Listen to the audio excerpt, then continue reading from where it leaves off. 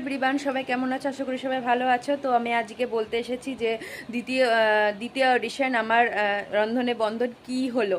তো ওখানে আমাকে প্রথমে আমি গেলাম, তো ওখানে যা যা আমাকে বলে দিয়েছিল, যা যা জায়গায় যেখানে যেতে বলেছিল, মিডিয়া সিটি, সল্টলেক, তারপর মানে এইসবগুলো আমাকে লিখতে বলেছিল। তো ওখানে গিয়ে পৌঁছালাম। তারপর আমাকে ওখানে গিয়ে পৌঁছানোর পর সাথে সাথে হয়ে গেছে, 1 মিনিটও দাঁড়াতে হয়নি। তারপর আমাকে আমার হাজব্যান্ডকে যেহেতু লাগবে, দুজনে আমি নাম দিয়েছি তাই। তো ওকে গিয়ে প্রথমে আমাকে নাম জিজ্ঞাসা করলো, হাজব্যান্ড কি করে ওকে জিজ্ঞাসা করলো। তারপর আপনি বউকে কতটা সাহায্য করেন সেটাও ওকে জিজ্ঞাসা করলো। তারপর বিবাহিত জীবন কত বছরের, বিবাহিত যেমন কেমন, খুনসুটির মধ্যে কাটে না কেমন। তারপর আমাকে জিজ্ঞাসা করলো আপনি কার কাছে রান্না শিখেছেন। আমি বললাম বিয়ের আগে তো আমি রান্না খুব একটা করিনি, মা যেটুকু শিখিয়েছে, না হলে বিয়ের পর শাশুড়ি শিখেছে, আর অবশ্যই আমি ইউটিউব দেখে অর্ধেক রান্নাই শিখেছি। তো এই যে জিজ্ঞাসা করলো। তারপর কেমন রান্না